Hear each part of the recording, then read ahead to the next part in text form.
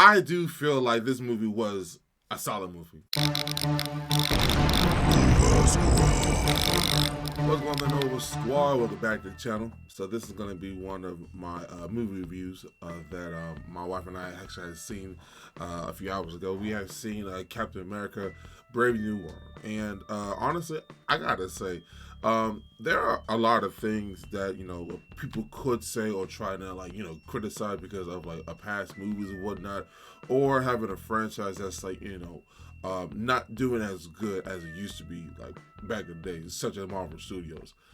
But I gotta be honest, like this movie wasn't that bad. Like I would say that the marketing team could have done better as far as not show the Red Hulk, because I feel like if they had never mentioned that the Red Hulk was gonna be in the movie, it would have been a great build up and then like a shock towards people who have not actually had read the comics, because yes, eventually Thunderbolt Ross does end up being the Red Hulk, but how the comics actually had worked is like like the Red Hulk just appeared and then like no one actually knew who the Red Hulk was. It was like until it was like a couple of issues later, or like a year or so later, until they found out who the Red Hulk was. Now, so from beginning to the end of the movie, I feel like it was a great build up as far as the Anthony Mackie character, Sam Wilson, who is now like full force of him being the new Captain America. He's taking charge, he's taking command, whatever, and then he's being his own man, and that's what makes him different from Steve Rogers, of course. And throughout the movie, he does feel like he needs to prove himself, still being Captain America. When it's like, I want to say it's like 2 years later, ever since the Falcon and the Winter Soldier series. But like he still thinks that every time like he does something, he still has to prove to not only himself but also towards the country and to the world that he is Captain America. He isn't going to fill up or try to be Steve Rogers. Like he has his own flair. And then honestly though, I like it. Like I don't understand how people would say, "Oh well, Anthony Mackie, he did try to make the movie great, whatever X, Y, and Z," but like. Honestly, I think he did a really awesome job. As far as I forget the actor's name who was playing the new Falcon. I liked him the whole entire time. He was funny. I'm not gonna lie, because people really had said that he was one of the most annoying parts in the movie. But honestly, the way that they had written him, he was like I want to say that he's like a adult version of Peter Parker, but like as far as the wonder and then the excitement, and then he just wants to be a hero. But like eventually in the movie, he actually understands that it's more than just wearing a costume. It's always like you may not make it out of this fight if you don't do your due diligence and being like careful, or like knowing like how to maneuver, or how to believe in your own skills and your own craft and whatnot. Let's see here. The lady that played, the Secret Service agent, she used to be part of the Red Room. I actually liked her a lot. I mean, at first she was hella annoying by not having Sam Wilson speak every time he said, "Hey, Isaiah Bradley, he is being taken over and such." But then she kept saying, "Oh, it's false, it's a terrorist attack." But then, honestly though, well, I think that is one of my pet peeves in the movie.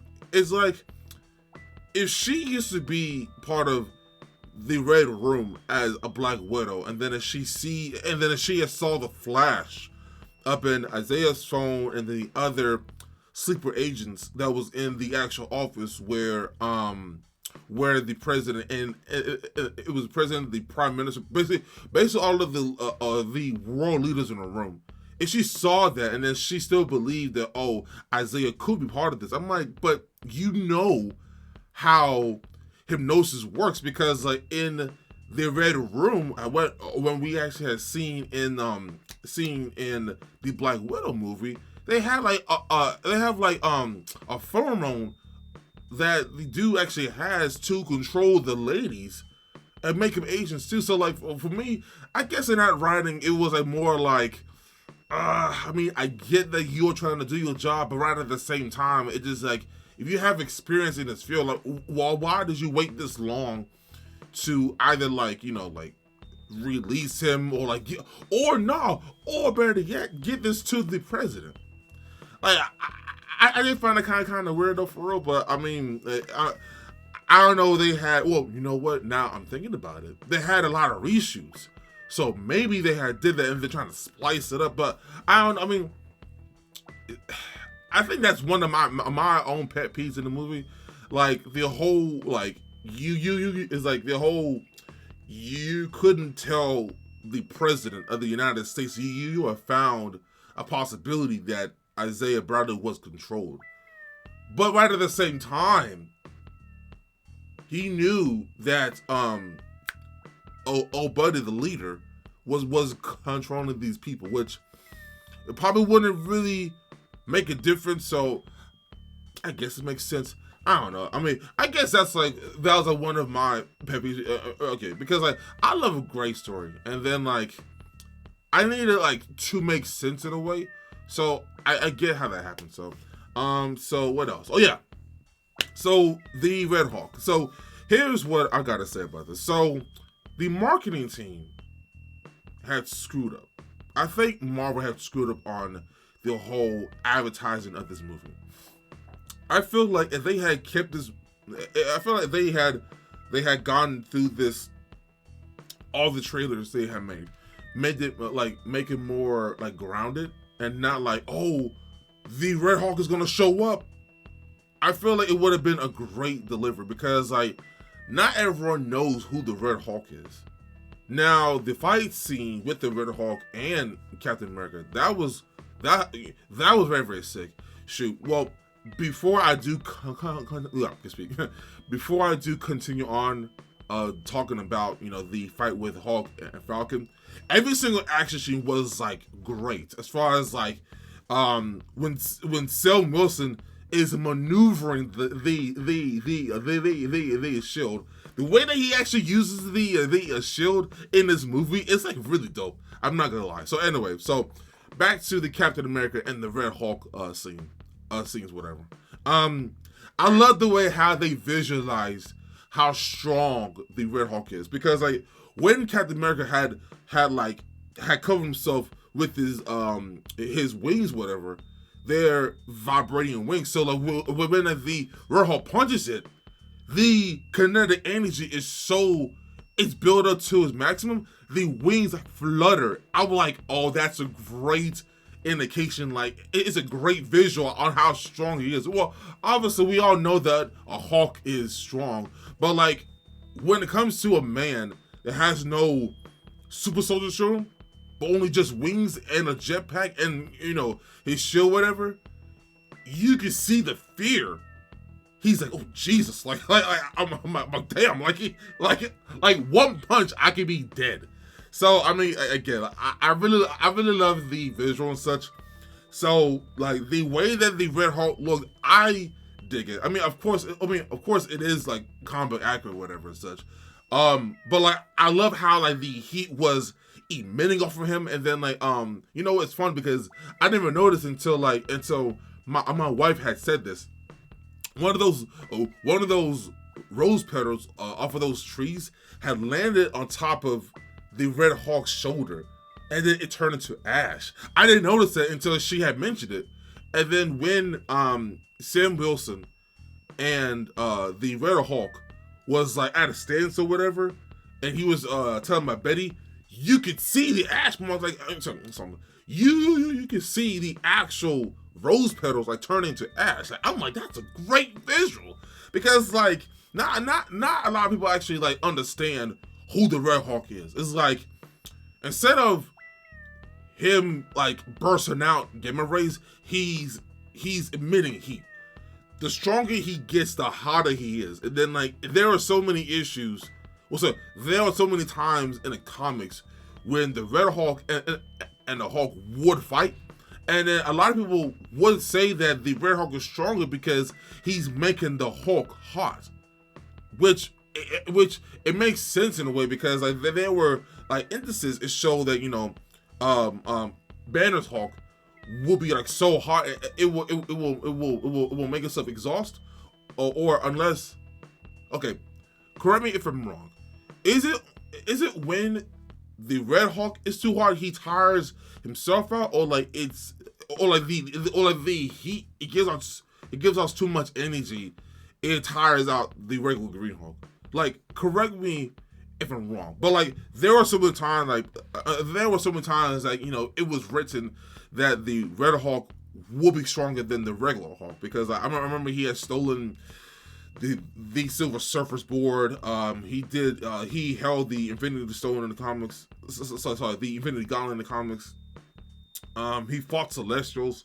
Yeah, man. But like, I just think that that was like a great visual, man, for real. Like, as far as like Oh, also the guy that was I keep forgetting his name.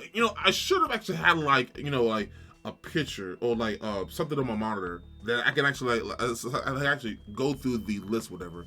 If I can go on it here real quick, hold on. I'm gonna go on the side. I'm gonna go on to Google. Probably going to edit all other stuff. Let's see, Captain America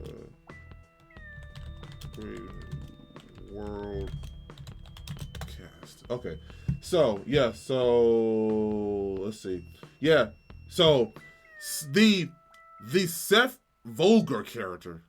Now, I'm not gonna lie, the actor he always kills his roles, man. Like he seemed very believable. Like he was like saying like, "Oh, the buyer have paid me to kill you, like the double payment," but he also realized, "I want to kill you for free." Like I was like, yo, that line right there was dope. That was dope. I'm not gonna lie. Okay, so like it's him. So who is the actor who played as the new Falcon? If I can go find his name. Where's his name at? Oh, hold on now. Where is it? Hold on. I don't see the Falcon's name on here. I see the Prime Minister. I see Tim Nelson, who played as the leader. Where is my boy, the new Falcon? I see Betty Ross. Banner's not in the movie. Why is Banner shown in the cast? That's what. I don't know. Is it? Oh yeah. The actor Danny. Oh yeah.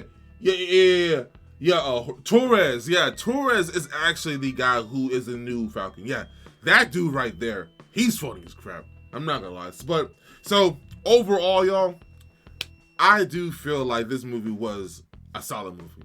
Was it the best Captain America movie? No, it wasn't. But as far as the people were saying that this movie is worse than the Marvels and the Eternals, you guys are stretching it.